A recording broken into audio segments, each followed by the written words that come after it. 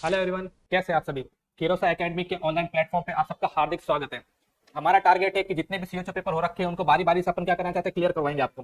ठीक है, इसके लिए आपको क्या करना है, किरोसा एकेडमी से हमेशा के लिए जुड़े रहना है। जितने भी पेपर है आपके सीओचओ के हो रखे हैं, चाहे वो महाराष्ट्र का हो, चाहे हरियाणा हो, चाहे एमपी हो, चाहे यूपी हो, सारे के सारे हम आपको क्लियर करवाएंगे। तो आज का हमारा टारगेट है कि जो हरियाणा का पेपर हुआ था सीएचओ का, कौन सा, 2023, उसको अपन सॉल्व करवाएंगे। ठीक है, तो आप जब तक ये वीडियो है तब तक आप हमारे साथ बने रहिए, आपके सारे डाउट क्लियर करेंगे। उसके साथ साथ आपके जो भी इससे रिलेटेड, जैसे जो भी क्वेश्चन आ रखे उससे रिलेटेड जो भी एक्स्ट्रा इन्फॉर्मेशन है उसको अपन क्या करेंगे, प्रोवाइड करेंगे। तो आइए चलते हैं, अपनी क्लास स्टार्ट करते हैं। आज की कौन सी, हरियाणा सीएचओ। तो देखिए आपके हरियाणा सीएचओ में कौन कौन से क्वेश्चन आ रखे थे, वो भी 2023 मतलब आपके लेटेस्ट क्वेश्चन आ रखे हैं। और आपके जितने भी सीएचओ एग्जाम होने वाले हैं, जो कि क्या अपकमिंग एग्जाम है, उसमें भी देखने मिल सकते हैं। तो आपको पता है सीएचओ का लेवल किस प्रकार से आता है, और आपने अगर सारे सीएचओ के पेपर सॉल्व कर दिए तो आपको क्या है, सिलेक्शन से कोई नहीं रोक सकता। चलिए चलते हैं अपन नेक्स्ट टॉपिक के ऊपर। तो एक चीज याद रखना स्टूडेंट्स, एक चीज आपके लाइफ के लिए बहुत ही अच्छी चीज है कि आप समय की बर्बादी ना करें। यदि आपको लाइफ के अंदर बढ़ना है तो दो चीजों को ठान लीजिए, एक तो जानबूझ के गलती नहीं करना है, और साथ साथ आपकी समय की बर्बादी नहीं करना है। यदि आप जानबूझ के गलती करते हो, जानबूझ के गलती मतलब आपको पता है कि मैं नहीं पढ़ रहा हूं, और अगर नहीं पढ़ूंगा तो मेरा सिलेक्शन नहीं होगा, तो ये भी एक प्रकार की क्या, जानबूझ के गलती है। उसी प्रकार दूसरी चीज है आपकी कि समय की बर्बादी। यदि आप समय की बर्बादी करते हो तो उसका एक ही कारण है, और वो क्या करेगी, आपको विनाश की ओर ले जाएगी। मतलब a waste of time it leads to you the destruction. वो क्या करेगी, आपको डिस्ट्रॉय कर देगी, डिस्ट्रक्शन की ओर ले जाएगी। तो आपको समय की बर्बादी नहीं करना है दोस्तों। समय काफी कम है, अपने पेपर आने वाले काफी जल्द, और आपको क्या लग रहा है, किरोसा एकेडमी के साथ बने रहना है, जिससे आप क्या करो, ज्यादा से ज्यादा क्वेश्चन सॉल्व कर पाओ। तो चलिए स्टार्ट करते हैं आज का सेशन। स्टार्ट करने से पहले एक आपसे विनती है कि जिन्होंने किरोसा एकेडमी का एप्लीकेशन डाउनलोड नहीं कर रखा है, वो क्या करोगे, किरोसा एकेडमी का एप्लीकेशन डाउनलोड करोगे। इससे आपको एक बेनिफिट होगा कि इससे आपको समय की बचत होगी। इसके अंदर हमने क्या कर रखे हैं, सारे के सारे क्वेश्चन क्या कर रखे हैं, अपलोड कर रखे हैं, जो भी सीएचयू से रिलेटेड, वो भी सारे फ्री ऑफ कॉस्ट। तो आपको क्या करना है, सारे के सारे क्वेश्चन सॉल्व करने हैं, और उसके आंसर आ जाएंगे आपको। जैसे आप सबमिट करोगे आपको आपका रिजल्ट पता चलेगा कि आप कितने परसेंट इसमें आपने सक्सेस किया है, कितने परसेंट इसमें आपके राइट है। तो ये आपके लिए इंपॉर्टेंट है, जिसमें हमने सारे के सारे जो आपके कौन से सीएचओ के अपकमिंग पेपर से, मतलब जो भी हो रखे और अपकमिंग में आने वाले क्वेश्चन से, मतलब जैसे कि अपने यूपी के हो गए क्वेश्चन, बिहार के हो गए, अपने महाराष्ट्र के, हरियाणा के, ये सारे पेपर हमने अपलोड कर रखे हैं। तो इसको क्या करोगे, आप बारी बारी से एग्जाम दोगे और सॉल्व करोगे, और इसी प्रकार से जो क्वेश्चन उसमें आ रखे थे प्रीवियस ईयर में, वही अपकमिंग एग्जाम में देखने मिलता है, जो कि आपको हेल्प करेगी किसके लिए, आने वाले एग्जाम के लिए। तो आज का सेशन स्टार्ट करते हैं अपने। आज के सेशन में अपना फर्स्ट क्वेश्चन देखिए क्या है। आपको इजी और सबसे अच्छा टॉपिक है कि मिड डे मील। नाम तो आप सभी ने सुना होगा, मिड डे मील क्या होता है। मिड डे मील की बात करते हैं तो mid day meal is given to the school children studying up to which class. मतलब मिड डे मील किस कक्षा तक पढ़ने वाले स्कूलों के बच्चों को दिया जाता है। मिड डे मील का आप सभी को पता है, मिड डे मील क्या होता है। मिड डे मील का मतलब होता है कि स्कूलों के अंदर क्या करते हैं, छोटे बच्चों को क्या करते हैं अपन, क्या करते हैं, खाना प्रोवाइड करते हैं। खाना मतलब न्यूट्रिशन प्रोवाइड करते हैं, या आप खाना प्रोवाइड कर सकते हैं। तो न्यूट्रिशन या फिर खाना प्रोवाइड करते हैं, उसको ही बोलते हैं मिड डे मील। अब मिड डे मील का मेन मकसद क्या था, इन्होंने तो ये पूछा है कि मिड डे मील कौन सी क्लास तक देते हैं, फिफ्थ क्लास तक, थर्ड क्लास तक, टेंथ क्लास तक, एट क्लास तक। इजी सा क्वेश्चन है, लेकिन यही क्वेश्चन आपको कंफ्यूज करेगा। तो यदि आपके यहाँ पर डाउट क्लियर होंगे तो आप जितने भी मिड डे मील से रिलेटेड जितने भी क्वेश्चन आएंगे वो आप इजिली सॉल्व कर लोगे। तो बात करते हैं मिड डे मील की। मिड डे मील होता क्या है, मिड डे मील क्या होता है, गवर्नमेंट ने एक स्कीम लॉन्च की थी। जिसके अंदर इन्होंने क्या किया, mid day meal scheme start की। अब mid day meal scheme start की, इसके अंदर इन्होंने क्या था, इन्होंने जो भी क्या थे, स्टूडेंट्स थे, उनके उनको माल न्यूट्रिशन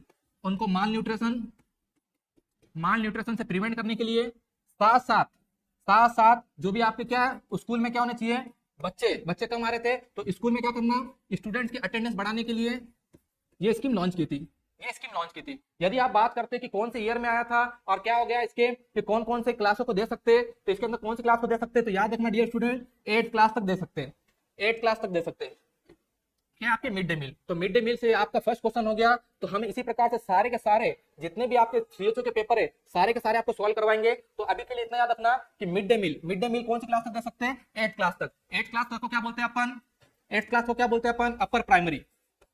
अगर आपके ऑप्शन में 8 क्लास नहीं आया तो क्या बोलोगे, अपर प्राइमरी जो क्लास के स्टूडेंट्स है। अपर प्राइमरी का मतलब होता है 6 to 8 क्लास।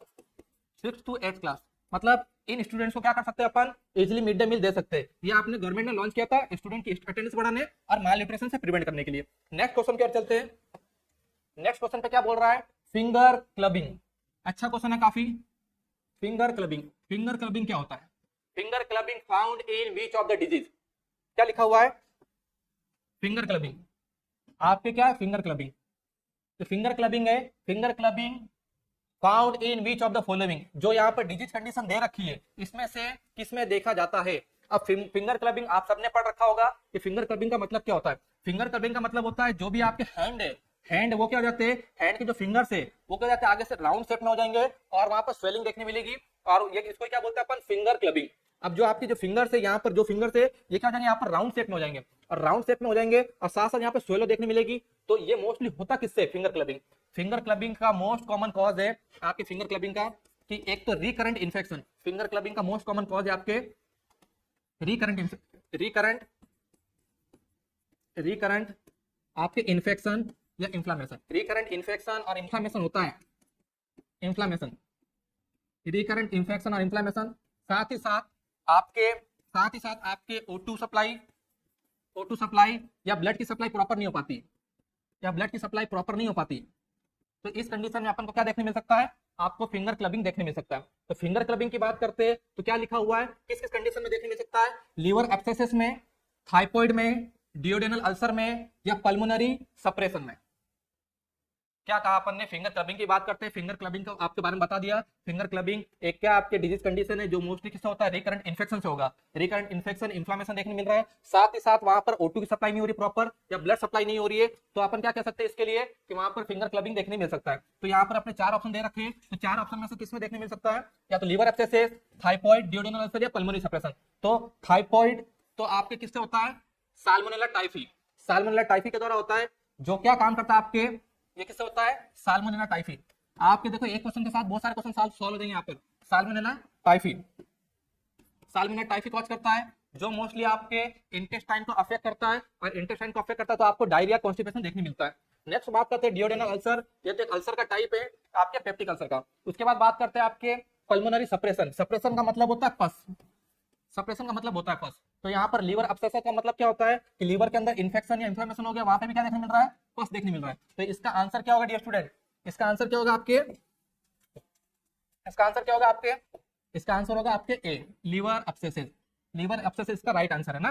तो लीवर अब्सेसिस क्यों हो गया, लीवर अब्सेसिस का मतलब होता है कि लीवर के अंदर कोई भी इन्फेक्शन वाली कंडीशन, इन्फ्लेमेशन वाली कंडीशन हो गई, साथ में वहां पर पस देखने मिल रहा है, उसको बोलेंगे लीवर अब्सेसिस। तो इस वाली कंडीशन में आपके फिंगर क्लबिंग देखने मिल सकता है। अगर बात करें अपन कि अगर और किस जगह पे देखने मिल सकता है, तो क्रोनिक, बात करें और किस जगह पे देखने मिल सकता है तो क्या बोलोगे, क्रोनिक आपके lung, chronic lung disorder, chronic lung disorder की वजह से भी देखने मिल सकता है, क्रोनिक लंग डिसऑर्डर।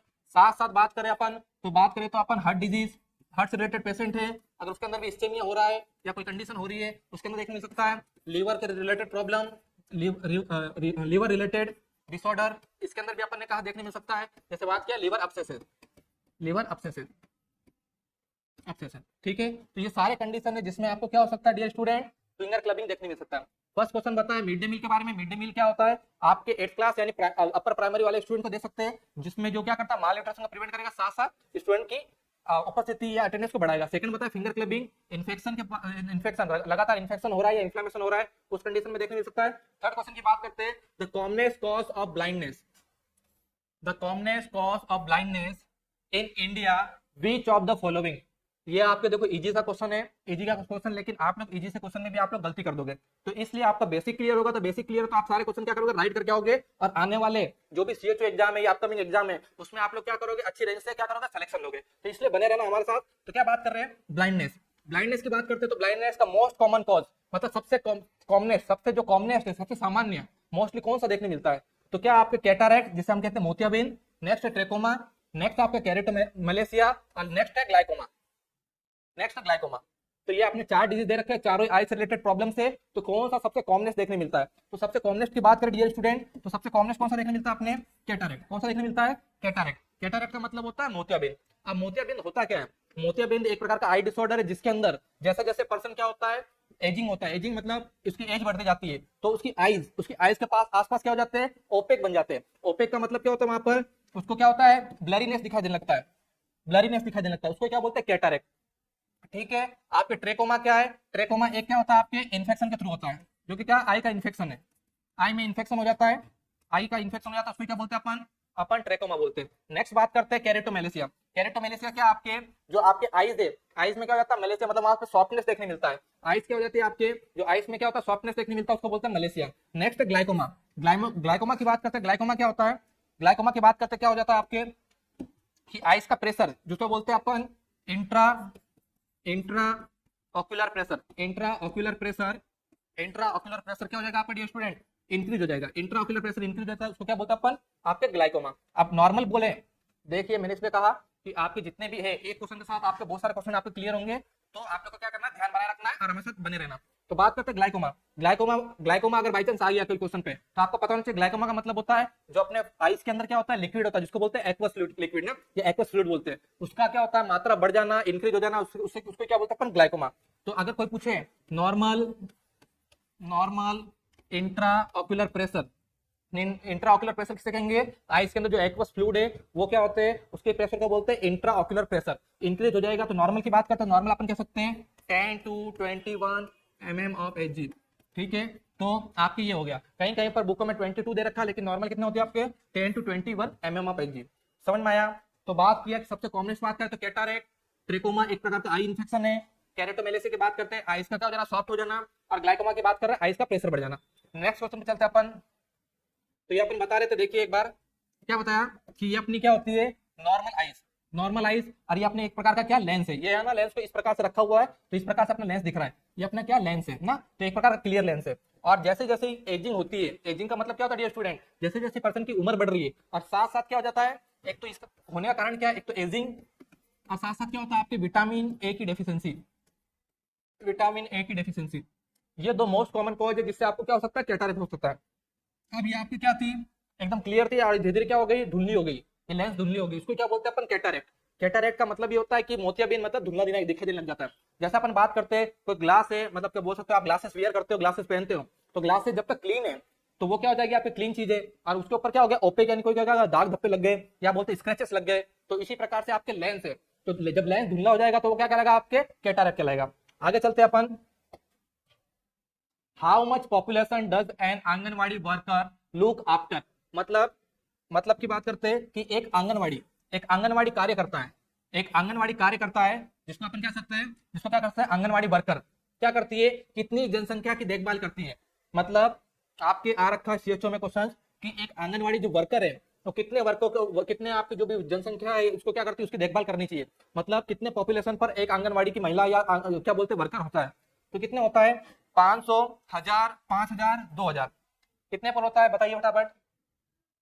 क्या कहा कि जो एक आंगनवाड़ी की वर्कर है, आंगनवाड़ी की वर्कर पर कितने कितने क्या करते हैं आपके जो भी पॉपुलेशन है उसकी देख रेख उसके अंडर में होती है, तो कितना होगा 500, 1000, 5000 या 2000, तो कितना कहोगे आप, इसको तो याद रखनी पड़ेगा आपको, इसके अंदर तो कोई नई चीज चलेगी, इसका याद रखना एक आंगनवाड़ी वर्कर का मतलब 1000 पॉपुलेशन। समझ में आया कि 1000 पॉपुलेशन होगी तो उसका देखरेख करने की जिम्मेदारी किसको दे रखी है, वन आंगनवाड़ी वर्कर को दे रखी है। समझ में आया। चले आगे, चले आगे। तो डियर स्टूडेंट पहले कह रहा हूं कि देखिए समय अपने पास कम है, अपकमिंग एग्जाम आ चुके हैं, डेटें आ चुकी है, फॉर्म भी जल्द से जल्द भरना स्टार्ट हो जाएंगे और बहुत सारे फॉर्म भरे जा रहे हैं, तो आपको क्या करना है डेली के डेली क्वेश्चन आपको सॉल्व करने हैं और साथ साथ हमसे जुड़े रहना है, जिससे हम क्या करेंगे एक ही क्वेश्चन में आपके बहुत सारे जो भी डाउट्स है वो क्लियर करवा देंगे, और जिससे क्या हो जाएगी आपको एग्जामिनेशन में काफी हेल्प मिलेगी, और हो सके तो आपके जितने भी अपकमिंग एग्जाम आ रहे हैं तो सारे में आपका सिलेक्शन देखने मिल सकता है। तो देखिए नेक्स्ट क्वेश्चन की बात करते हैं, मॉन्टेक्स टेस्ट। मॉन्टेक्स टेस्ट होता क्या है, मॉन्टेक्स टेस्ट की बात करते हैं तो मॉन्टेक्स टेस्ट आपने सुना होगा कि मॉन्टेक्स टेस्ट किसके लिए करते हैं डियर स्टूडेंट, मॉन्टेक्स टेस्ट किसके लिए करते हैं, ट्यूबरक्लोसिस, ट्यूबरक्लोसिस के लिए अपन मॉन्टेक्स टेस्ट करते हैं, मॉन्टेक्स टेस्ट करते हैं। अब इसके अंदर क्या करते हैं अपन 0.1 ml 0.1 ml 0.1 ml क्या करते हैं अपन फ्लेक्सर सरफेस मतलब of the forearm and reading, मतलब बात करते हैं इसके अंदर अपन क्या करते हैं, आपको पता होगा मॉन्टेक्स टेस्ट आपने पढ़ा होगा जिसको बोलते हैं पीपीडी टेस्ट भी बोलते हैं, protein purified derivative, protein purified derivative, इसको क्या करते हैं 0.1 ml क्या करते हैं, जो यहाँ पर पर्सन है जैसे कि मॉन्टेक्स टेस्ट क्या आपके जो ट्यूबरक्लोसिस का पेशेंट है, ट्यूबरक्लोसिस वाले पेशेंट में क्या करते हैं अपन एक प्रकार का टेस्ट करते हैं कि पर्सन को टीबी है कि नहीं, ये देखने के लिए अपन एक प्रकार का टेस्ट करते हैं, इसको क्या बोलते हैं अपन मॉन्टेक्स टेस्ट। तो ये क्या एक स्क्रीनिंग टेस्ट है, स्क्रीनिंग टेस्ट का मतलब कंफर्मेटरी टेस्ट नहीं कह सकते। यदि आपके एग्जाम में आया, अगर बाई चांस आपके एग्जाम में आ गया तो कंफर्मेटरी टेस्ट, क्या लिखा हुआ है confirmatory test, confirmatory test confirmatory test of TB. तो क्या बोलोगे डियर स्टूडेंट, टीवी का कंफर्मेटरी टेस्ट क्या आपका बोलोगे, तो क्या बोलोगे, स्पूटम। क्या बोलोगे, sputum culture. Sputum culture, sputum culture क्या काम करता है आपके कंफर्मेटरी टेस्ट है किसका, टीवी का। तो एक क्वेश्चन के साथ सारे अदर जो भी आपके रिलेटेड क्वेश्चन है वो सारे सॉल्व हो जाएंगे ना। तो बात करते हैं मॉन्टेक्स टेस्ट। मॉन्टेक्स टेस्ट एक स्क्रीनिंग टेस्ट है जिसके अंदर क्या करते हैं अपन, पर्सन आया, पर्सन बोलता है कि मेरी जांच करनी है, मुझे टीवी है कि नहीं, तो क्या करता है जो भी फिजिशियन है, डॉक्टर प्रिस्क्राइब करता है कि उसको क्या है कि टेस्ट करवाना है। तो टेस्ट कैसे करवाओगे, तो डॉक्टर क्या करता है, पहले फिजिशियन क्या करवाता है, उसको मॉन्टेक्स टेस्ट करवा रहा है। तो मॉन्टेक्स टेस्ट का मतलब होता है कि जो पर्सन के फोरआर्म है, फोरआर्म के ऊपर क्या करेंगे, यहाँ पर फोरआर्म के ऊपर 0.1 ml क्या करेगा वो, PPD, purify protein derivative inject करता है, जिसे टेस्ट को क्या बोलते हैं, मॉन्टेक्स टेस्ट। तो यहाँ पर क्या पूछा हुआ देखिए, Mantoux test is done in tuberculosis by injecting TU और PPC in 0.1 ml of the fracture surface of forearm and reading is taken after. मतलब यह क्वेश्चन आया है, क्या आया है, रीडिंग। रीडिंग मतलब अपन को इवैल्यूएट करना है, रिजल्ट देखना है, रिजल्ट देखना है, इवैल्यूएट करना है कि कितने समय के बाद, कितने समय के बाद आपको क्या करना है, असेस करना है। तो पीपीडी या फिर आप कह सकते हो मॉन्टेक्स टेस्ट, या जो कह सकते हो आपके स्क्रीन टेस्ट ऑफ टीवी। ये अपन ने बताया कि जो पीपीडी इंजेक्ट कर दिया, इंजेक्ट करने के बाद क्या होता है, यहाँ पर एक सर्कल बनता है। सर्कल मतलब एक वहां पे एरिथमा देखने मिलेगा, रेडनेस देखने मिलेगा। यदि यदि वो क्या हो गया 10 mm होता है, यदि वो 10 mm होता है तो क्या हो जाएगा, उसको कहेंगे पॉजिटिव, मतलब इसका टीवी है। और यदि क्या हो जाएगा वो 5 mm हो जाएगा, 5 mm हो जाएगा तो वहां पर क्या है, नेगेटिव कह देंगे। क्या कहेंगे, नेगेटिव। मतलब वहां पर क्या है, आपके टीवी नहीं है, पर्सन को टीवी नहीं है। लेकिन एक क्वेश्चन आपके और आ रखा है एग्जाम के अंदर कि अपन ने क्या बोला यहाँ पर क्या बोला अपन ने कि 10 mm है, 10 mm का मतलब आपके पॉजिटिव, और 5 mm का इरिथमा। जैसे अपन यहाँ पर बता रहे हैं कि ये देखो यहाँ पर इसने क्या किया, प्यूरिफाई प्रोटीन डेरिवेटिव क्या कर दिया, इंजेक्ट कर दिया। अब जैसे ही इसने इंजेक्ट किया तो इंजेक्ट करने के कुछ समय बाद, अब वो समय बताना है कितना समय है, तो उससे पहले अपन बता रहे हैं कि जैसे इंजेक्ट करते तो इंजेक्ट करने के बाद वहां पर यदि 10 mm आता है तो अपन क्या बोलते हैं, पॉजिटिव। और अगर वहां पे 5 mm आ गया तो अपन क्या बोलेंगे, नेगेटिव। ये चीज अपन को पता है। लेकिन एक क्वेश्चन आ रखा था, यदि पेशेंट को क्या हो रखा है, HIV एड्स इसका पेशेंट है, तो अपन को हिस्ट्री तो पता चल जाती है पहले ही। यदि अपन कोई भी टेस्ट करते तो उससे पहले अपन उसकी क्या करते हैं, जो पास हिस्ट्री है उसका क्या करते हैं, असेसमेंट करते हैं। तो यदि पेशेंट क्या है, HIV या एड्स का पेशेंट है, HIV एड्स का पेशेंट है, और किसका, HIV और एड्स का पेशेंट है, HIV और एड्स का पेशेंट है, तो इसको ये क्या कहलाएगा, आपके पॉजिटिव। क्या कहलाएगा, पॉजिटिव, मतलब उसका टीवी है। समझ में आया, यहाँ तक समझ में आया कोई दिक्कत। अब बात करते हैं कितने समय के बाद, कितने समय के बाद अपन रीडिंग करते हैं। तो लिखा हुआ है, कितना लिखा हुआ है, 72 आवर्स, 48 आवर्स, 24 आवर्स या 12 आवर्स।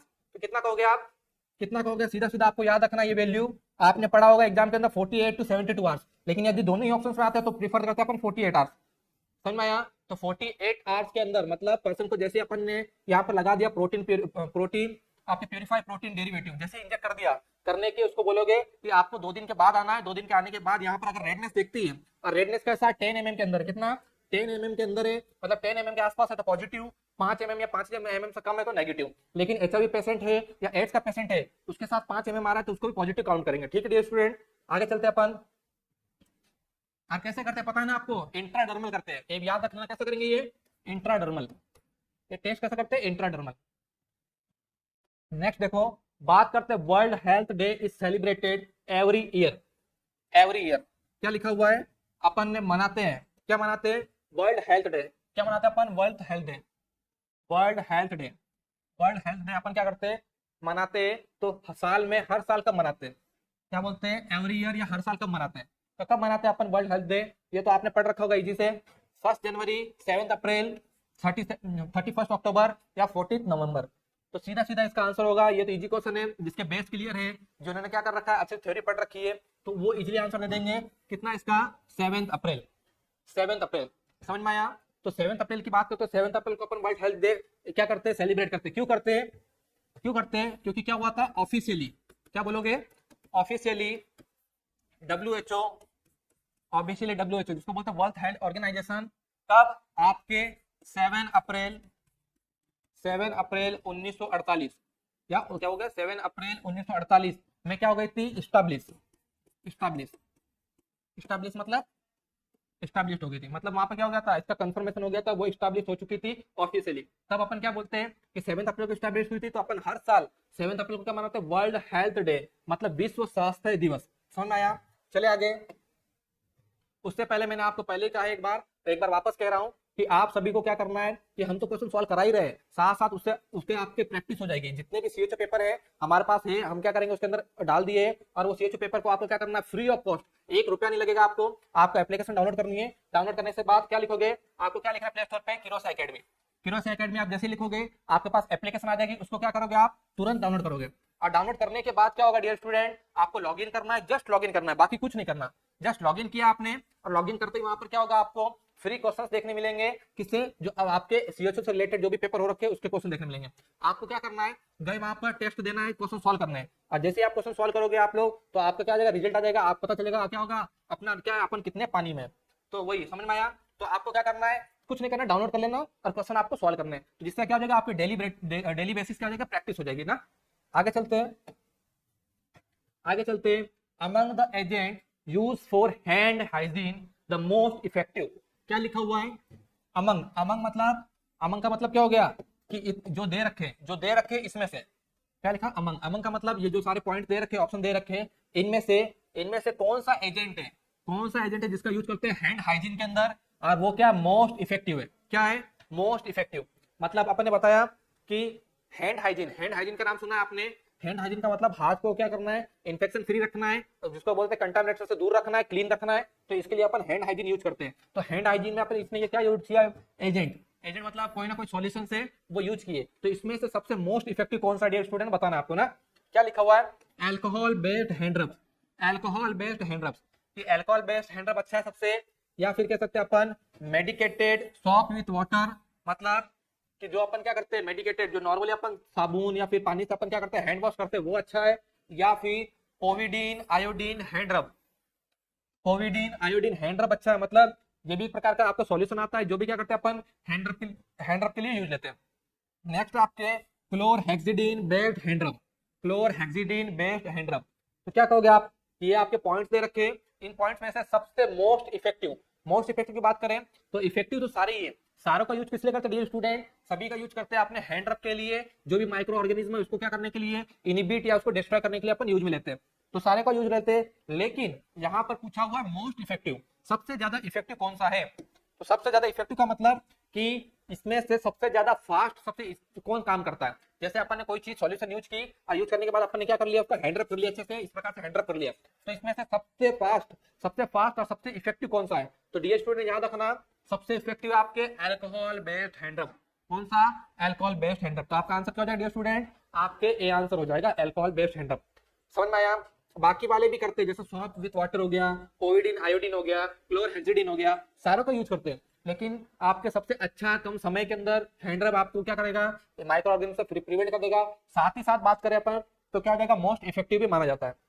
नेक्स्ट चलते हैं अपन, ये तो पता है ना आपको अल्कोहल बेस्ड में कितने परसेंट क्या आता है, आपके अल्कोहल आता है 60 to 70%, ये सारी चीजें भी याद रखना ना।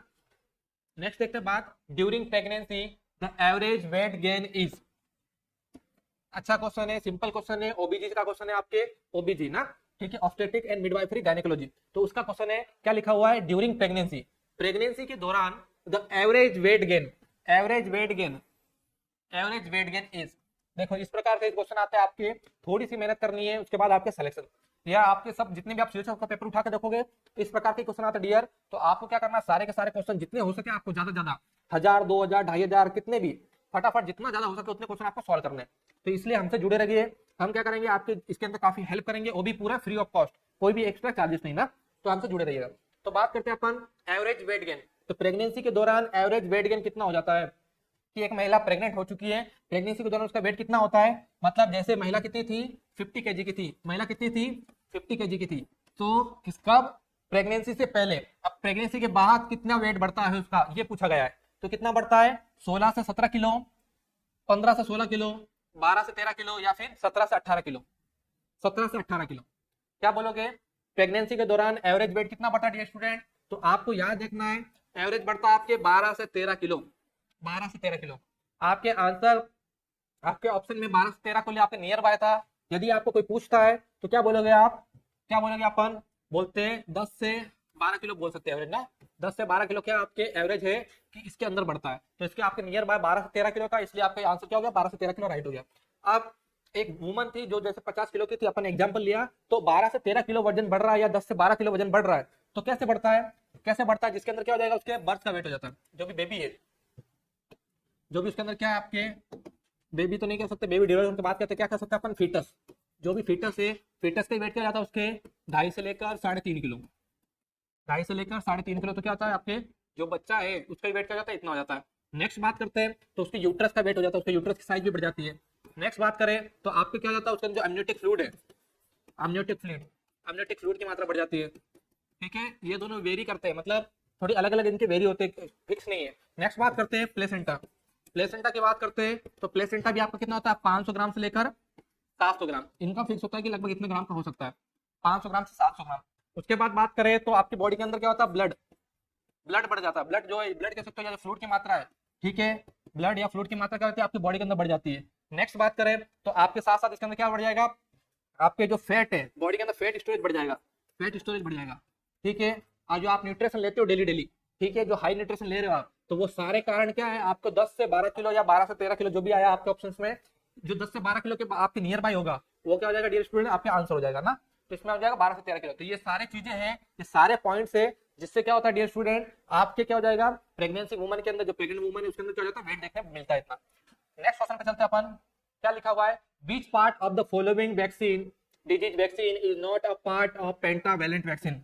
काफी अच्छा क्वेश्चन है, काफी क्वेश्चन अच्छा है। क्या लिख रखा है, which part of the following disease, जो इसने डिजीज कंडीशन दे रखी है उसमें से vaccine is not a part, क्या लिखा हुआ है कि not a part of pentavalent vaccine, not a part of pentavalent vaccine, कि इसने जो चीजें दे रखी है इस चीजों के अंदर से बात करते हैं। जो पेंटावेलेंट वैक्सीन है, पेंटावेलेंट का नाम सुना आपने, पेंटावेलेंट का मतलब 5 वैक्सीन इसके अंदर कितना इन्वॉल्व है, 5 वैक्सीन इन्वॉल्व है, तो 5 वैक्सीन में से कौन सा इसमें से नहीं है, बाकी कौन सा है, तो क्या दे रखा है, डिप्थेरिया, हेपेटाइटिस, रूबेला या टिटनस, डिप्थेरिया, हेपेटाइटिस, रूबेला या टिटनस, इसमें से कौन सा है कौन सा नहीं, स्टूडेंट आपको बताना है ना। तो बात करते हैं, 1 मिनट के लिए आप ध्यान देना, यहाँ पर आपके सारे डाउट क्लियर हो जाएंगे। पेंटावेलेंट की बात करते हैं, पेंटावेलेंट, पेंटावेलेंट की बात करते हैं अपन, पेंटावेलेंट वैक्सीन, पेंटावेलेंट वैक्सीन के अंदर 5 वैक्सीन को इन्वॉल्व किया गया, कितने, 5 वैक्सीन को इन्वॉल्व किया गया। फर्स्ट बात करते हैं तो फर्स्ट बात करेंगे तो आपको याद रखना है DPT, ठीक है, नाम सुना ही होगा आप लोगों ने, डी से diphtheria, diphtheria, next pertussis, pertussis, next tetanus, next tetanus. उसके बाद फोर्थ बात करें, दोनों याद रखोगे, एक्स से आएगा, क्या आएगा, हेपेटाइटिस बी, हेपेटाइटिस बी। और नेक्स्ट बात करें डियर स्टूडेंट तो क्या कहोगे आप लोग, haemophilus, haemophilus, haemophilus influenza, haemophilus influenza type B, क्या बोलोगे, haemophilus influenza type B, haemophilus influenza type B.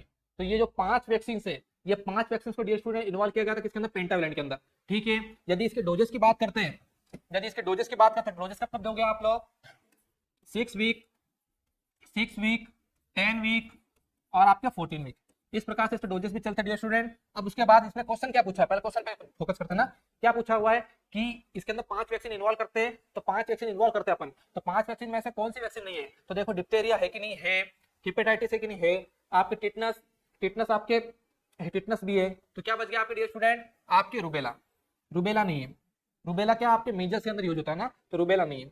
समझ में आया यहाँ तक, क्लास कैसी लग रही है, सही लग रही है, अच्छी चल रही है, फटाफट हम थोड़ा स्पीड में करेंगे फटाफट कि आपका भी टाइम वेस्ट नहीं हो, और आपके जितने भी डाउट होते हैं, जितने भी इस क्वेश्चन से रिलेटेड जो भी कनेक्टेड चीजें, उसको भी धीरे धीरे अपन सॉल्व करेंगे। समझ में आया, तो चलते हैं नेक्स्ट क्वेश्चन पे, लिखें what is the pH value of vagina secretion, what is the pH value of vagina secretion, मतलब जो आपकी वेजाइना का सिक्रेशन है, वेजाइना के थ्रू क्या होता है, सिक्रेशन होता है, तो वेजाइनल सिक्रेशन, जो वेजाइनल सिक्रेशन है उसकी पीएच वैल्यू क्या है, उसकी पीएच वैल्यू क्या है, उसकी पीएच वैल्यू क्या है स्टूडेंट, तो क्या लिखा रखा हुआ है, 5 से 6 पीएच वैल्यू है, 4 से 5, 6 से 7 या 7 से 8, क्या लिखा हुआ है कि 5 से 6 है, 4 से 5, 6 से 7 या 7 से 8, क्या पीएच वैल्यू होती है आपकी वेजाइना की सिक्रेशन की।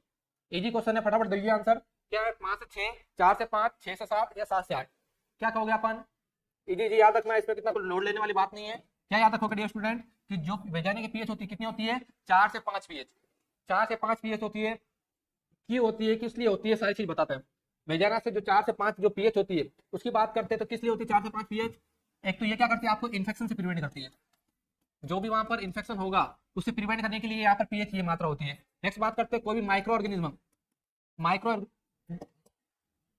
जो भी माइक्रो ऑर्गेनिज्म है, माइक्रो ऑर्गेनिज्म, तो मोस्टली माइक्रो ऑर्गेनिज्म को क्या कर लेती है, डेथ कर देती है या किल कर देती है इस वजह से, और इन्फेक्शन से प्रिवेंट करती है। और इसका जो है आपके जो भी इसका क्या आपके सीक्रेशन है, जो भी आपके पीएच है, पीएच कौन मेंटेन करता है, आपके डोडरलिन बेसिलाई। यहाँ पर क्या होता है आपके डोडरलिन, सुना हुआ है क्या नाम, डोडरलिन बेसिलाई, डोडरलिन बेसिलाई। तो डोडरलिन बेसिलाई के कारण क्या होता है डियर स्टूडेंट्स, का पीएच क्या होता है 4 से 5 होता है ना। आगे चलते हैं अपन, क्या लिखा हुआ, the nurse administered cleaning enema. Enema का मतलब पता है, नर्स क्या काम कर रही है, क्लीनिंग एनिमा। नर्स क्या काम कर रही है, क्लीनिंग एनिमा ना, क्या हो रहा है, नर्स क्या काम कर रही है, क्लीनिंग एनिमा। एनिमा की बात करते हैं, नर्स क्लीनिंग एनिमा की काम कर रही है। एनिमा क्या आपके एक जो आप कह सकते हो लिक्विड फॉर्म में क्या होती है, एजेंट कह सकते हो, मेडिसिन कह सकते हो, ड्रग्स कह सकते हो, वो इस प्रकार से इसको क्या बोलते हैं अपन, एनिमा। तो एनिमा दे रही है नर्स, ठीक है, इसको पेशेंट को, cleaning enema the common position for this procedure. इसके लिए नर्स सबसे कॉमन प्रोसीजर कौन सा लेती है, हाँ बताइए फटाफट, कि नर्स क्या काम कर रही है, आपको किसी पेशेंट को क्या कर रही है, एनिमा प्रोवाइड कर रही है। किसी पेशेंट को क्या कर रही है स्टूडेंट, एनिमा प्रोवाइड कर रही है। अब एनिमा का मतलब होता है लिक्विड, और सपोसिटरी है तो सपोसिटरी क्या हो सकता है, सेमी लिक्विड हो सकता है। तो दोनों ही क्या देते हैं, मोस्टली रेक्टम रूट से प्रीफर करते हैं ना। तो क्या लिखा हुआ है, एनिमा मोस्टली रेक्टम रूट से देते हैं। क्या लिखा हुआ है आपके, dorsal recumbent position, dorsal recumbent position देंगे, या फिर सिम्स पोजीशन देंगे, या फिर प्रोन पोजीशन, या सुपाइन पोजीशन, या सुपाइन पोजीशन।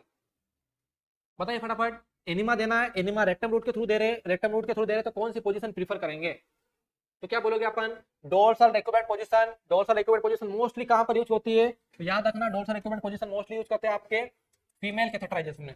कहां पर, फीमेल कैथेटराइजेशन, याद रख लेना, इंपॉर्टेंट है, फीमेल कैथेटराइजेशन। तो फीमेल में जब अपन क्या करते हैं, यूरिनरी कैथेटर इंसर्ट करते हैं, तो इंसर्ट करने के दौरान क्या हो जाती है, फीमेल तो सुपाइन पोजीशन में होती है, सुपाइन होने के बाद उसके लेग्स को क्या करते हैं, फ्लैक्स और थोड़ा सा ओपन करते हैं, तो उसको क्या बोलते हैं स्टूडेंट, आपके dorsal recumbent position mostly female catheterization में अपन करते हैं ना, फीमेल कैथेटराइजेशन में करते हैं। नेक्स्ट बात करते हैं Sims lateral position. Sims lateral position का मतलब होता है आप क्या कर रहे हो, लेटरल पोजीशन में हो, लेफ्ट लेटरल पोजीशन में हो, और आपकी जो क्या है पैर है वो थोड़ा सा फ्लैक्स है और क्या है इस प्रकार से ओपन होते हैं, तो उसको बोलते हैं सिम्स पोजीशन। तो याद रखना आपका आंसर इसका सिम्स पोजीशन। तो सिम्स पोजीशन के अंदर क्या करते हैं अपन, एनिमा प्रोवाइड करते हैं। नेक्स्ट बात करें प्रोन पोजीशन। प्रोन पोजीशन की बात करते हैं तो प्रोन पोजीशन आप सभी को पता है, एब्डोमेन के बल लेटना, एब्डोमेन के बल आप सो रहे हो या फिर आप क्या कर रहे हो, लेटे हो, और आपको क्या है जो भी आपके जो हेड है, हेड क्या होता है आपके पिलो का सहारा लेके आप राइट या लेफ्ट करके रखे हो, तो उसको क्या बोलेंगे, प्रोन पोजीशन। सुपाइन पोजीशन की बात करते हैं डियर स्टूडेंट, तो सुपाइन पोजीशन का मतलब होता है आप अपने क्या कर रहे हो, स्ट्रेट किसके ऊपर, जो भी आपका एरिया है, बेड है या कुछ भी है, उसके ऊपर आप सोए हो, और सोने के बाद आप क्या देख रहे हो, आप अपने छत की तरफ देख रहे हो, रूफ की तरफ देख रहे हो, और आप क्या हो, बैक के ऊपर सोए हो, वो आपकी सुपाइन पोजीशन। ये सारे पोजीशन है जिसमें से आपको सिम्स पोजीशन देते हैं एनिमा में, और डोर्सल रिक्यूमेंट का आया तो क्या बोलेंगे, मोस्टली फीमेल कैथेटराइजेशन में प्रेफर करते हैं। समझ में आया।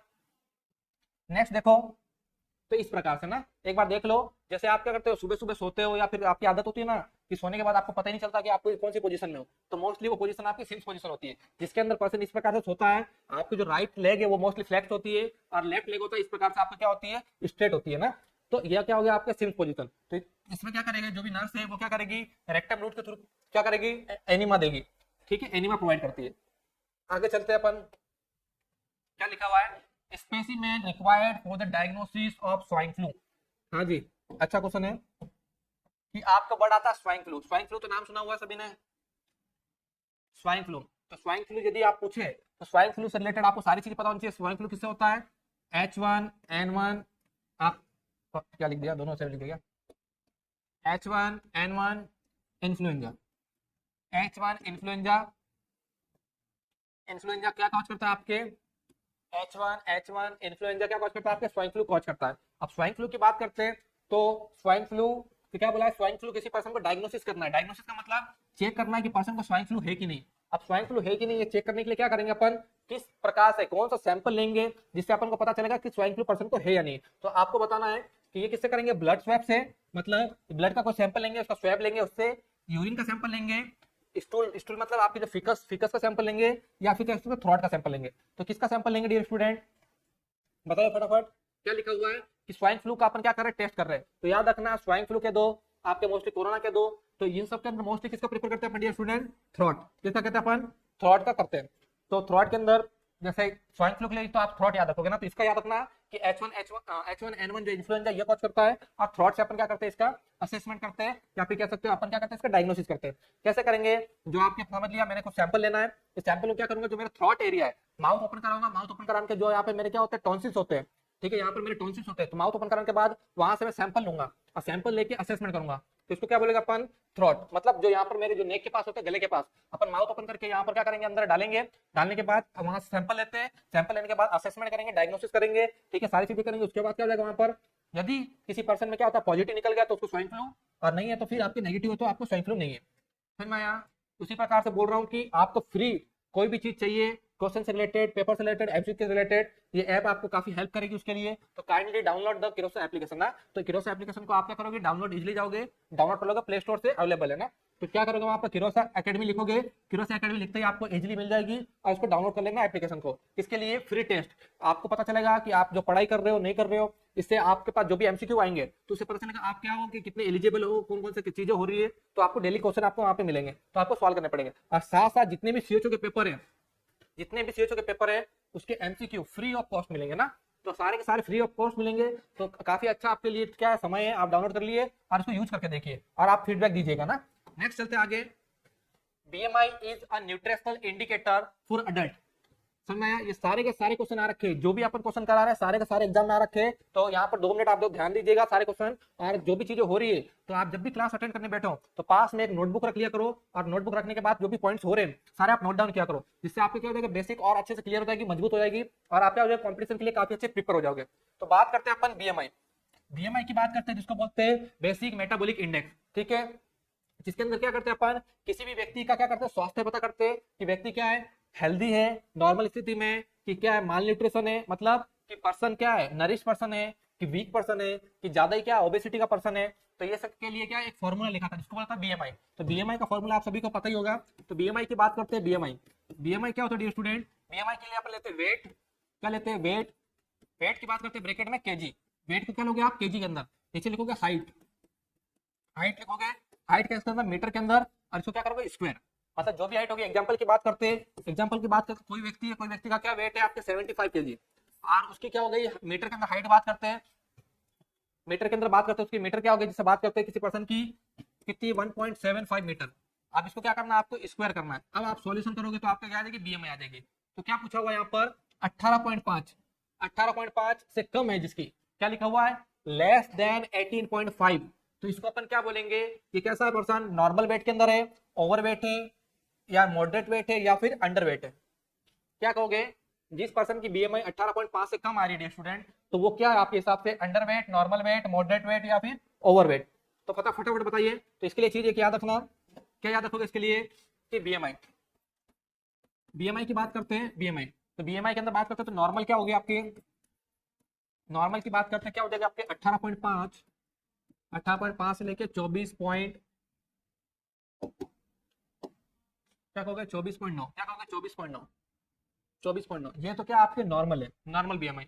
उसके बाद बात करें कि जिस पर्सन की क्या होगी, जिस पर्सन की क्या होगी 18.5, 18.5 से क्या लेस है, 18.5 से लेस है, उसको क्या बोलेगा पर अंडरवेट, क्या बोलोगे, अंडरवेट। तो क्या बोले डियर स्टूडेंट, अंडरवेट। नेक्स्ट बात करते हैं कि जिस पर्सन की क्या हो गई 24.9, मतलब कि 24.9 तो यहाँ हो गया, क्या बोलोगे 25 से लेकर, 25 से लेकर क्या हो जाएगा आपके 29.9, 29.9 है, उसको क्या बोलोगे अपन, ओवरवेट, क्या बोलोगे, ओवरवेट, ओवरवेट। नेक्स्ट बात करते हैं आपके इसका, जिस पर्सन की क्या है बीएमआई 30 से ज्यादा है, मतलब मोर है, 30 से क्या है, मोर है मतलब ज्यादा है, तो क्या कहोगे अपन, वो क्या कहलाएगा, पर्सन ओबेसिटी, वो पर्सन क्या कहेगा डियर स्टूडेंट, ओबेसिटी का। तो अपन को क्वेश्चन क्या पूछा हुआ है कि आपने क्या है कि 18.5, 18.5 से कम है, तो 18.5 से कम है डियर स्टूडेंट, तो क्या कहेंगे उनको, फटाफट देखिए, क्या कहोगे आप, 18.5 से कम है तो क्या कहोगे डियर स्टूडेंट, उसको अंडरवेट यानी कम वजन वाला पर्सन है। समझ में आया, काफी अच्छा चल रहे हैं, अच्छे से अच्छे टॉपिक इसी प्रकार से क्लियर करते रहेंगे, तो आपको जुड़े रहना है हमारे साथ, और जल्दी अपन क्या करेंगे, बहुत जल्दी क्या करेंगे, और भी ज्यादा एमसीक्यू सॉल्व कराने की कोशिश करेंगे, जिससे आपके अपकमिंग एग्जाम में काफी हेल्प मिले। और साथ साथ आपकी एक प्रायोरिटी है डियर स्टूडेंट, पहले कह रहा हूं कि आपको एप्लीकेशन डाउनलोड करके रोजाना क्वेश्चन सॉल्व करना है। जब तक आप क्वेश्चन सॉल्व नहीं करोगे तब तक आपके क्या होगा, बेसिक क्लियर नहीं है, और क्वेश्चन सॉल्व नहीं करोगे तो आपका सिलेक्शन कैसे होगा, क्योंकि आपका क्वेश्चन वाली जो प्रैक्टिस है वही आपको एग्जाम के अंदर क्या करती है, फटाफट क्वेश्चन सॉल्व करने के अंदर, टिक करने के अंदर, इसके अंदर आपके लिए हेल्प करती है। समझ में आया? तो क्वेश्चन सॉल्व करना स्टार्ट कर दीजिए यदि आपने नहीं कर रखा है तो। नेक्स्ट चलते हैं अपन, नेक्स्ट चलते हैं, क्या लिखा हुआ है, what type of fracture is characterized by Volkmann ischemic contracture.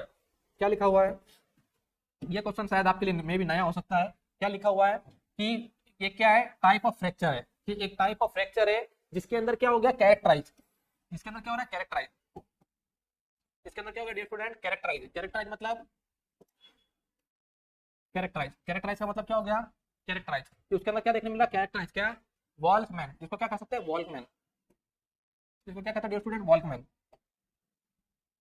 वॉल्कमैन कहते हैं, वॉल्कमैन इस्चेमिक, वॉल्कमैन इस्चेमिक आपके कॉन्ट्रैक्चर, वॉल्कमैन इस्चेमिक कॉन्ट्रैक्चर। अब ये होता क्या है, क्या हुआ कि एक टाइप का आपके क्या फ्रैक्चर है, फ्रैक्चर में क्या हो गया, वहां पर इस्चेमिक कॉन्ट्रैक्चर देखने मिलता है, जिसको बोलते हैं वॉल्कमैन इस्चेमिक कॉन्ट्रैक्चर। इस्चेमिक मतलब ब्लड सप्लाई कमी हो जाएगी, कॉन्ट्रैक्चर का मतलब वहां पर टोन खिंच जाएगी, मसल टोन क्या हो जाएगी, इंक्रीज हो जाएगी, टोन का क्या हो जाएगा, बोलते हैं ना इस प्रकार से खिंचाव आ जाना, या फिर क्या कर सकते हो उसको, टोन का इंक्रीज हो जाना इस प्रकार से। तो वॉल्कमैन इस्चेमिक कॉन्ट्रैक्चर, और वॉल्कमैन इस्चेमिक कॉन्ट्रैक्चर किस कौन से फ्रैक्चर में देखने मिलता है, तो देखिए कौन से फ्रैक्चर में देखने मिलता है, epicondylar fracture, epicondylar fracture, next Volkmann ischemic contracture, next fracture of ulnar, next fracture of the head end of the radius. तो क्या है आपके वॉल्कमैन इस्चेमिक कॉन्ट्रैक्चर कहां देखने मिलेगा, तो डियर स्टूडेंट ऐसे क्वेश्चन सेम एग्जाम में आ रखा था और बहुत सारे स्टूडेंट ने गलत किया, तो आपकी भी प्रायोरिटी है कि आपको गलत नहीं करना है, कि जो क्वेश्चन दे रखा है वही आप क्या कर देते हो, देखते हो कि हाँ इससे सिमिलर कुछ मिल रहा है वही आंसर होगा, क्या कर लोगे, मोस्ट स्टूडेंट करेंगे वॉल्कमैन इस्चेमिक कॉन्ट्रैक्चर, इसको राइट करके आ जाएंगे, क्योंकि आप ये पढ़ा हुआ नहीं है, बेसिक क्लियर नहीं है, तो आप इसको राइट करके आ जाओगे। लेकिन ये डियर स्टूडेंट रॉन्ग है ना, तो आपको क्या करना है, सीधा सीधा देखो, ये एक टाइप का क्या फ्रैक्चर है, मतलब एक कैरेक्टराइज है, कैरेक्टर मतलब इस प्रकार की चीजें देखने मिलती है, कहां देखने मिलती है, तो fracture of the head end of the radius, मतलब हेड, जैसे आपके क्या हो गया, ये मेरा हैंड है, हैंड का क्या हो गया, जो आपके रेडियस पार्ट है, ये रेडियस पार्ट है मेरा, तो यहाँ पर रेडियस अल्नार दोनों है ना, रेडियस अल्नार, तो जो रेडियस है, रेडियस का एंड पार्ट, ये वाला पार्ट दिख रहा है, ये वाला एंड पार्ट, यहाँ पर क्या होगा, फ्रैक्चर हो गया। अब फ्रैक्चर होने की वजह से क्या होता है, यहाँ पर ब्लड ब्लड सप्लाई प्रॉपर नहीं हो पाती है, अब ब्लड सप्लाई प्रॉपर नहीं हो पाती, तो ये आपका हैंड क्या होता है डियर स्टूडेंट, यहाँ से स्वेल हो जाएगा, इस प्रकार से लटक जाएगा, इस प्रकार से हैंड हो जाता है, तो इसको क्या बोलते हैं अपन, इसको बोलते हैं वॉल्कमैन इस्चेमिक कॉन्ट्रैक्चर। वॉल्कमैन इस्चेमिक कॉन्ट्रैक्चर कहां देखने मिलेगा, जब आपके रेडियस बोन का फ्रैक्चर हो जाएगा, उसका हेड का एंड, मतलब ये हेड है, इसका एंड पार्ट वो क्या हो गया, फ्रैक्चर हो गया, होने के बाद क्या हो गया, ब्लड सप्लाई प्रॉपर नहीं हो रही है, और हैंड क्या हो गया, इस प्रकार से हो गया, जिसको क्या बोलेगा अपन, वॉल्कमैन इस्चेमिक फ्रैक्चर, या क्या कह सकते हैं, कॉन्ट्रैक्चर। तो क्या बोलोगे, head end of the radius. और यहाँ पर यदि आपके एग्जाम में आ जाता है एपिकोंडियल, एपिकोंडियल फ्रैक्चर, एपिकोंडियल फ्रैक्चर क्या होता है, तो इसका आंसर तो आपको बता दिया ना, इसका आंसर तो क्या आपके, आंसर इसका डी है ना, इसका आंसर तो क्या है, डी है, इसका आंसर तो डी है। यदि एग्जाम में ये नहीं आके क्या पूछता कि एपिकोंडाइलर फ्रैक्चर क्या है, तो एपिकोंडाइलर फ्रैक्चर जो आपके एल्बो है, एल्बो के पास एक बोन होती है जिसको बोलते हैं एपिकोंडाइलर, ठीक है, तो एपिकोंडाइलर क्या क्या होना, ब्रेक डाउन हो जाना, जैसे आपके एल्बो, एल्बो का मतलब कोनी, तो उसका क्या होता है कि वहां पर क्या होना, आपके जो उसका क्या है, एपिकोंडाइलर है, बोन है, उसमें फ्रैक्चर देखने मिलता है, उसको क्या बोलते हैं, एपिकोंडाइलर फ्रैक्चर। समझ में आया? उसके बाद अल्नार का फ्रैक्चर होगा तो अल्नार, और ये जो दे रखा है इसमें तो ऐसे ऑप्शन दे रखा था मोस्टली स्टूडेंट को कंफ्यूज करने के लिए, और स्टूडेंट क्या हो जाता है, स्टूडेंट कंफ्यूज हो जाते हैं। नेक्स्ट देखो, नेक्स्ट वो क्या दे रखा है, नेक्स्ट देखा रखा है, the majority of foetal presentation will be, मतलब मेजोरिटी, फीटल प्रेजेंटेशन की मेजोरिटी क्या होती है, कि जो बच्चा है, बच्चा मतलब फीटस, फीटस मतलब मदर के गर्भ के अंदर क्या है, बच्चा है, तो बच्चा डिलीवर होते टाइम उसकी पोजीशन मोस्टली कैसी होती है, ब्रीच, फेस, वर्टक्स, या ब्रो, या ब्रो, क्या कहोगे, जब बच्चे की डिलीवरी हो रही है तो बच्चे की मोस्टली पोजीशन कैसे होती है डियर स्टूडेंट, कैसी होती है, तो आपने देखा होगा कि बच्चा है, बच्चा क्या होता है, इस प्रकार से डिलीवर होता है, तो बच्चे की पोजीशन इस प्रकार से होती है, किस प्रकार से, हेड नीचे की तरफ, लेग्स ऊपर, और हेड के थ्रू डिलीवरी हो जाती है, तो इस पोजीशन को क्या बोलते हैं डियर स्टूडेंट, वर्टेक्स पोजीशन।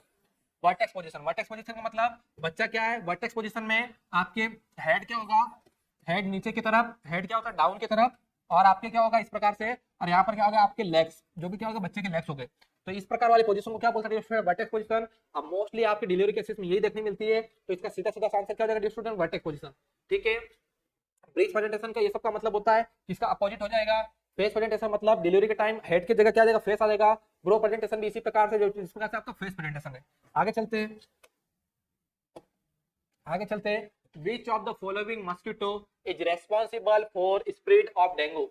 अच्छा क्वेश्चन है काफी, डेंगू, डेंगू के लिए पढ़ रखा होगा, ये तो अपन बचपन से पढ़ते आ रहे हैं कि डेंगू, जो डेंगू मच्छर है, क्या लिखा हुआ है, हाँ मतलब डेंगू जो, सॉरी, जो डेंगू है, डेंगू किसके कारण फैलता है, कौन से मच्छर के कारण फैलता है, उसके बारे में बताना है। क्या है, मेंसोनिया के कारण, एडिस के कारण, एनाफिलिस के कारण, या क्यूलेक्स, किसके कारण फैलता है डियर स्टूडेंट, हाँ किसके कारण फैलता है डियर स्टूडेंट, क्या बोलोगे, आपके एडिस, एडिस क्या कॉज करता है, आपके डेंगू, और एनाफिलिस क्या कॉज करता है, जो फीमेल एनाफिलिस होते हैं, जो क्या कॉज करता है डियर स्टूडेंट, आपके मलेरिया ना। आगे चलते हैं अपन नेक्स्ट क्वेश्चन पर। The following are vector borne disease except, की मतलब इसमें से सारे के सारे कैसे, वेक्टर बॉर्न डिजीज का मतलब क्या होता है student, are vector borne disease, vector borne disease का मतलब होता है कि किसी किसी मस्कीटो के द्वारा, या फिर कह सकते हैं कोई वेक्टर, किसी प्रकार का वेक्टर, मतलब कोई वाहक होता है ना, जिसको वाहक को क्या बोलते हैं अपन, वेक्टर। तो जैसे मस्कीटो हो गया, आपके जितने भी क्या हो गए, बी मतलब जो भी मक्खी ये सब होती है, ठीक है, उनके द्वारा यदि कोई डिजीज होगा, तो उसमें से क्या लिखा हुआ है यहाँ पर, क्या लाइन लिखी हुई है स्टूडेंट, याद रखना क्या लिखी हुई है, एक्सेप्ट। एक्सेप्ट का मतलब होता है कि इसमें 4 ऑप्शन में से 3 ऑप्शन राइट है और एक ऑप्शन रॉन्ग है, उस रॉन्ग वाले आंसर को क्या करना है, अपन को फाइंड आउट करना है। इसका मतलब होता है एक्सपेक्ट का मतलब 3 ऑप्शन तो राइट है, एक आंसर रॉन्ग होगा, तो उसको अपन को क्या करना है, फाइंड आउट करना है। तो क्या लिखा हुआ है देखिए, क्या लिखा हुआ है, chikungunya, chikungunya, chikungunya, next malaria, next dengue, next typhoid. तो यहाँ पे 4 ऑप्शन दे रखे हैं, ये 4 ऑप्शन में से कौन सा वाहक मतलब वेक्टर बॉर्न डिजीज नहीं है, तो चिकनगुनिया। चिकनगुनिया क्या आपके, ये भी क्या होता है, मस्क्यूटो के द्वारा होता है, किसके द्वारा, मस्क्यूटो के द्वारा होता है। और वो मस्क्यूटो क्या होते हैं, चिकनगुनिया वायरस से, चिकनगुनिया वायरस, चिकनगुनिया वायरस से क्या होते हैं, इन्फेक्टेड होते हैं। चिकनगुनिया वायरस से क्या होता है डियर स्टूडेंट, इन्फेक्टेड होते हैं, कौन से आपके, चिकनगुनिया। नेक्स्ट मलेरिया, मलेरिया का भी जस्ट थोड़े पहले बताया, मलेरिया का क्या होता है आपके, फीमेल एनाफिलीज, मतलब मादा एनाफिलीज मस्कीटो। डेंगू का क्या बताया कि डेंगू किसके द्वारा होता है, एडिस मस्कीटो के द्वारा। तो ये 3 तो क्या होते हैं, मस्कीटो के द्वारा होते हैं। जो नेक्स्ट वाला है कौन सा, थाइफॉइड, थाइफॉइड का बताया कौन सा, आपके साल्मोनेला टाइफी। साल्मोनेला टाइफी क्या कॉज करता है, आपके थाइफॉइड डिजीज कॉज करता है। तो ये क्या है, ये तीनों तो क्या होते हैं आपके वेक्टर बॉर्न डिजीज है, थाइफॉइड आपके वेक्टर बॉर्न डिजीज नहीं है। नेक्स्ट देखो, As per the biomedical waste management principle, outdated medicine should be disposed of in which of these bags? अच्छा क्वेश्चन है, काफी अच्छा क्वेश्चन है, समझ में आया क्या आपको। देखो, जो क्वेश्चन का मेन पॉइंट होता है ना, मेन पॉइंट पकड़ा करो, क्या लिखा हुआ है, आउटडेटेड मेडिसिन। आउटडेटेड मेडिसिन का मतलब क्या होगा स्टूडेंट, एक्सपायर, क्या कहते हो, एक्सपायर। जो आपकी एक्सपायर मेडिसिन है, कैसी, एक्सपायर मेडिसिन है। तो एक्सपायर मेडिसिन है डियर स्टूडेंट, तो एक्सपायर मेडिसिन को क्या करोगे आप, किस कौन से आपके जो डस्टबिन होते हैं बीएमडब्ल्यू के, बायोमेडिकल वेस्ट मैनेजमेंट, तो ये जो आपके डस्टबिन होते हैं इसके अंदर, तो कौन से डस्टबिन में आप डिस्कार्ड करोगे। तो याद रखना, अच्छा क्वेश्चन है, यहाँ पर लोग काफी कंफ्यूज होंगे, येलो के अंदर, व्हाइट के अंदर, रेड के अंदर, ब्लैक के अंदर, बताइए फटाफट। इजी आंसर है, लेकिन थोड़ा सा कंफ्यूज किया हुआ आपको कि जो आउटडेटेड एक्सपायरी वैक्सीन, सॉरी जो भी आपके मेडिसिन है, उसको कहां पर डिस्कार्ड करोगे, कौन से डस्टबिन में डिस्कार्ड करोगे, फटाफट बताइए। येलो के अंदर, व्हाइट के अंदर, रेड के अंदर, ब्लैक के अंदर। तो याद रखना कि आपके जो ब्लैक है, जो ब्लैक है, ब्लैक का यूज लेते हैं अपन जनरल वेस्ट, किसके अंदर, जनरल वेस्ट के अंदर अपन किसका यूज लेते हैं, ब्लैक का, ब्लैक का। रेड का लेते हैं अपन किसी प्रकार के ट्यूबिंग वाली चीज के लिए, ट्यूबिंग वाली की चीज के लिए अपन मोस्टली यूज लेते हैं। नेक्स्ट करते हैं व्हाइट का, व्हाइट का करते हैं अपन शार्प इंस्ट्रूमेंट। देखना यहाँ पर एक चीज है ना, शार्प इंस्ट्रूमेंट, शार्प इंस्ट्रूमेंट। और वो कैसे होता है डियर स्टूडेंट, मेटल के होते हैं, मेटल के, मेटल के अगर शार्प इंस्ट्रूमेंट है तो किसमें डालोगे, व्हाइट के अंदर डालोगे। नेक्स्ट बात करते हैं येलो, येलो की बात करते हैं, तो येलो के अंदर आपने बताया था anatomical waste, anatomical, anatomical waste, किसका, एनाटॉमिकल वेस्ट। और साथ साथ बताया था अपन ने कि कोई सी क्या होगी, जो भी क्या आपके इन्फेक्टेड चीजें, इन्फेक्टेड, या फिर क्या कहते हो, ह्यूमन के लिए क्या आपके हार्मफुल चीजें, ह्यूमन के लिए हार्मफुल चीजें, वो भी क्या होता है आपकी येलो में। तो जो एक्सपायर मेडिसिन है, एक्सपायरी मेडिसिन क्या होती है, ह्यूमन के लिए हार्मफुल है कि नहीं है, वो क्या कॉज कर सकती है आपको, इन्फेक्शन या फिर कोई चीजें कॉज कर सकती है या हार्म पहुंचा सकती है। तो उसके लिए अपन क्या करेंगे, उसको येलो यानी पीले वाले में अपन क्या करेंगे, डिस्कार्ड करेंगे। तो याद रखना येलो बैग के अंदर। और यहाँ पर एक चीज याद रखना, व्हाइट के अंदर अपन क्या बताया, शार्प, शार्प आपके इंस्ट्रूमेंट, जो भी क्या मेटल के, लेकिन एक आपके और आता है ब्लू, सुना हुआ आपने, ब्लू। तो ब्लू के अंदर अपन क्या करते हैं, अपन इसके अंदर भी शार्प इंस्ट्रूमेंट डालते हैं अपन, sharp instrument, sharp instrument, instruments. लेकिन शार्प इंस्ट्रूमेंट कैसे डालते हैं, मोस्टली ग्लास के, तो ग्लासेस के साथ शार्प इंस्ट्रूमेंट होते हैं, तो अपन ब्लू में डिस्कार्ड करते हैं। नेक्स्ट देखो, नेक्स्ट क्वेश्चन पे देखते हैं। ठीक है डियर स्टूडेंट, तो एप्लीकेशन आपको हमेशा रखना है आपके पास, और डेली ओपन करके जो भी क्वेश्चन आपको सॉल्व करने हैं, ठीक है, मैंने आपसे 2 बार बता दिया, 3 बार बता दिया, एक बार और कर दे रहा हूँ कि आपको एप्लीकेशन आपके फोन में होना ही होना चाहिए, जिससे आपको अपकमिंग एग्जाम में काफी हेल्प मिलेगी। साथ साथ कोई भी जॉब रिलेटेड नोटिफिकेशन है वो भी क्या देखने मिलेगी, यहाँ पर इजिली देखने मिलेगी। नेक्स्ट चलते हैं अपन, मोंटोगोमेरी ग्लैंड्स आर फाउंड इन, सुना सुना लग रहा है क्या? हाँ, सुना सुना लग रहा है क्वेश्चन ये? कौन सा? Montgomery glands, Montgomery glands are found in, Montgomery glands कहाँ पाए जाते हैं? मतलब जो मोंटोमेगेरी ग्लैंड्स है वो कहाँ पाया जाता है? आपके लेबिया मेजोरा में, ट्रांस पैलेट में, डियोडेनम में, या एरोला एरोला ऑफ ब्रेस्ट, क्या बोलते हैं, एरियोला ऑफ ब्रेस्ट। तो कहाँ पर पाए जाते हैं मोंटोगोमेरी ग्लैंड्स, आपके कहाँ पाए जाते हैं? तो सीधा सीधा सा आंसर याद रखना, ये कहाँ पर पाए जाते हैं student? Ellora of the breast. जो आपके निप्पल्स होते हैं, निप्पल्स के पास जो भी जो पिगमेंटेड एरिया है, जो डार्क एरिया होता है, वहां पर आपके क्या पाते जाते हैं, उसको क्या बोलते हैं? Ellora of breast. और उसके नियर बाय क्या पाए जाते हैं? मोंटोगोमेरी ग्लैंड्स। जैसे आपके जो ब्रेस्ट है, या कह सकते हो कि जो ब्रेस्ट है, ब्रेस्ट के पास जो निप्पल वाला एरिया है, पिगमेंटेड एरिया होता है, डार्क एरिया होता है, उसको बोलते हैं एरियोला ऑफ द ब्रेस्ट, उसके आसपास वाले एरिया को। और वहां पर क्या होता है? मोंटोगोमेरी ग्लैंड्स वहां पर उसके आसपास प्रेजेंट होती है, जो क्या करती है? लुब्रिकेशन में हेल्प करती है। जब बच्चा क्या काम करता है, मिल्क का क्या कर रहा है, सक्शनिंग कर रहा है, सक कर रहा है मिल्क को, तो किसी प्रकार की इरिटेशन ना हो, तो वहां पर ये क्या करती है? लुब्रिकेशन का मोस्टली काम करती है। अब बात करते हैं लेबिया मेजोरा। तो लेबिया मेजोरा तो आपके क्या आगे कहाँ पर है स्टूडेंट? आपके फीमेल रिप्रोडक्टिव सिस्टम का पार्ट है लेबिया मेजोरा, लेबिया माइनोरा। ये क्या आपके आउटर मोस्ट लेयर है, आप किसकी? आपकी जो भी वेजाइना है सबकी। ट्रांसप्लेट की बात करते हैं तो ट्रांसप्लेट क्या होता है आपके? ये ट्रांसप्लेट आपसे आई से रिलेटेड है। कहाँ पर पाया जाता है ये कहाँ पर पाया जाता है स्टूडेंट? आई लीड। कहाँ पर आपके जो आई लीड है, हाईलाइट में देखने मिलता है। डियोडेनम आप सभी को पता है, डियोडेनम कहाँ पर होता है? स्मॉल इंटेस्टाइन का पार्ट है। तो आपके क्या होगा? Areola of the breast. Areola of the breast का क्या होगा? आपके मोंटोगोमेरी ग्लैंड्स पाया जाता है। आगे चलते इसी प्रकार से क्या लिखा है? Of the following which is also called break bone fever. अच्छा क्वेश्चन है, पढ़ रखा होगा आपने मुझे लग रहा है। नहीं पढ़ा तो यहाँ पढ़ा देंगे कि ब्रेक बॉर्न फीवर किसे कहते हैं। ब्रेक बॉर्न फीवर किसे कहते हैं? क्या लिखा हुआ है?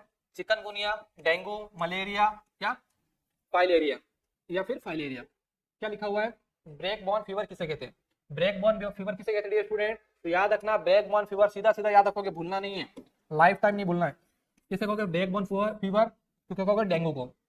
क्यों कहोगे डेंगू को ब्रेक बॉर्न फीवर?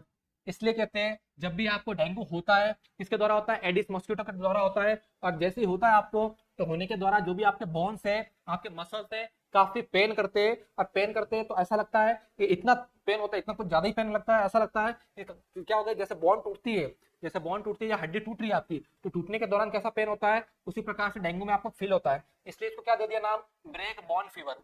सुन में आया? तो ब्रेक बॉर्न फीवर किसको देखने मिलता है? आपको डेंगू में देखने मिलता है। आगे चलते हैं, ग्रेविडा मीन्स क्या होता है? अरे पढ़ा हुआ है, ओबीसी का क्वेश्चन नहीं है।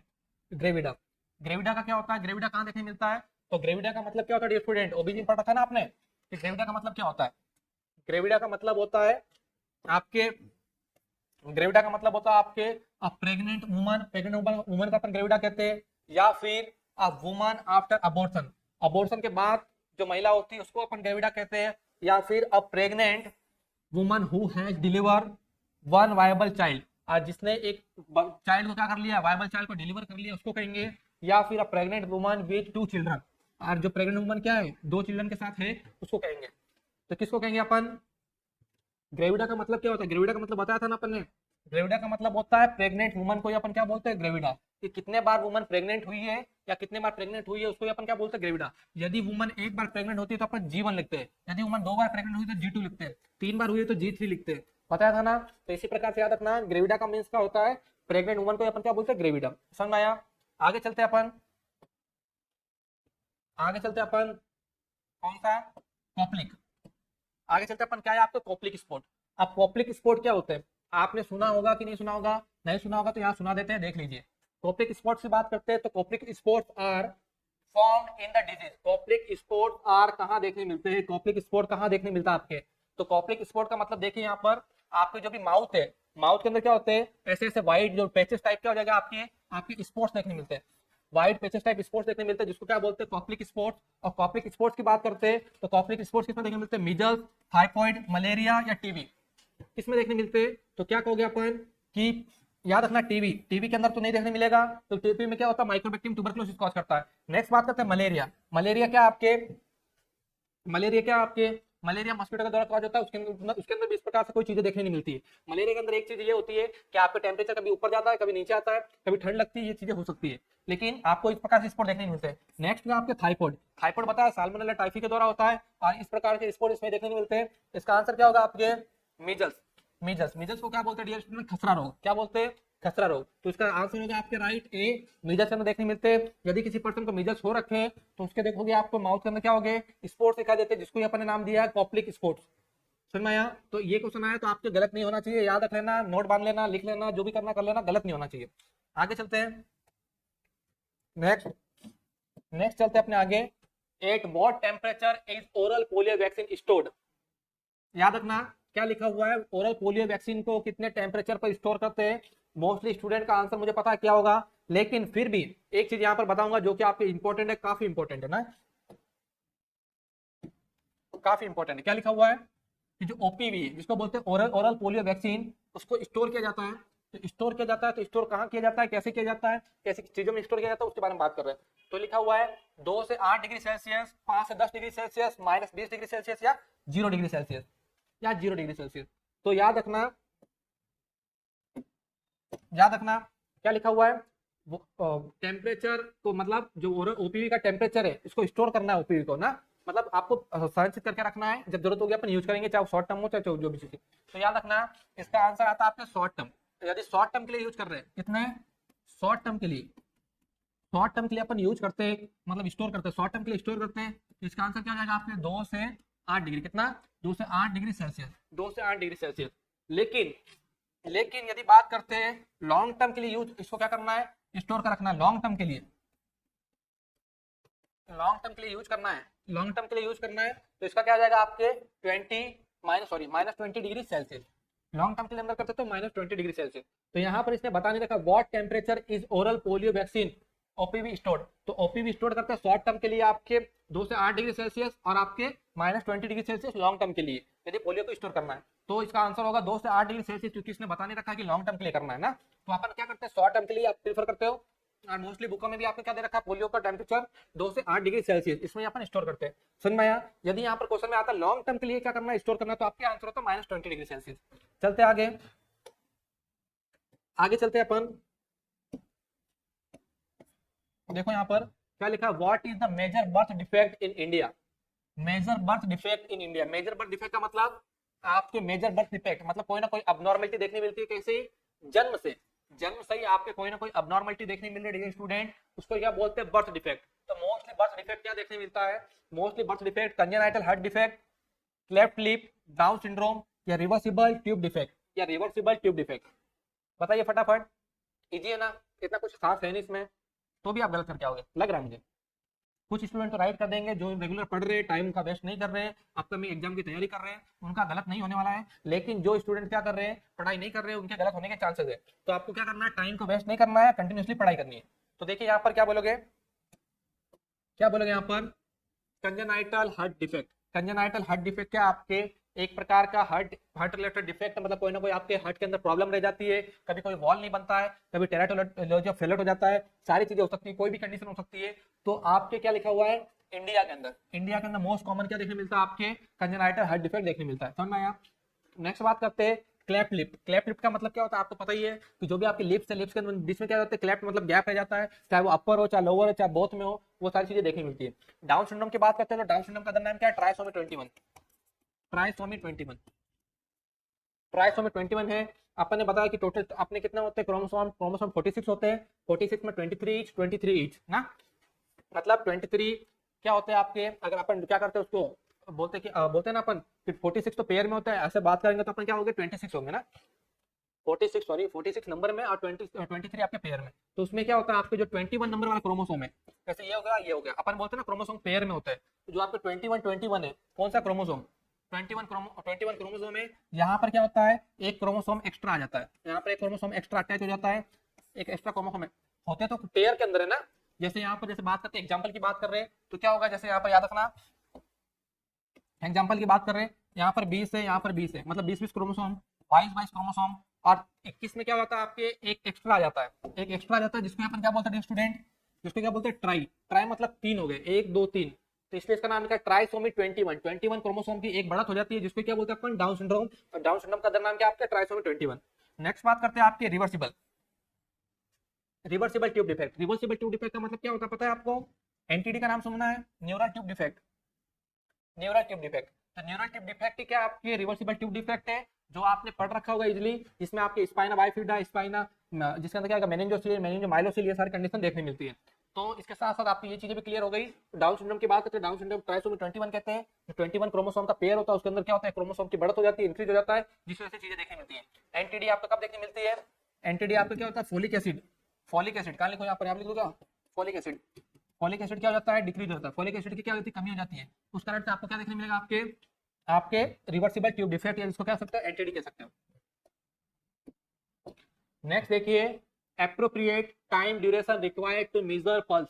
यदि आप क्या कर रहे हो, किसी भी पल्स को असेसमेंट कर रहे हो, तो एप्रोप्रिएट टाइम का मतलब एप्रोप्रिएट टाइम ड्यूरेशन, कितना समय आपको क्या करना है, उसका क्या करना है, असेसमेंट करना है, या उसको क्या करोगे, मेजर करोगे उसके पल्स को। तो कितने मिनट करोगे या कितने सेकंड करोगे, जो भी इसमें दे रखा है। देखिए 5 सेकंड, 30 सेकंड, 15 सेकंड या 30 सेकंड, 60 सेकंड, कितना करोगे? यदि किसी व्यक्ति का पल्स ऑब्जर्व कर रहे हो, पल्स मतलब कि उसकी हार्ट एक मिनट में कितने बार पंप कर रही है या कितने बार धड़क रही है, उसको क्या बोलते हैं अपन, आपका पल्स बोलते हैं। तो नॉर्मल पल्स तो आपको पता ही होगी सभी को, कितनी होती है, 60 to 100।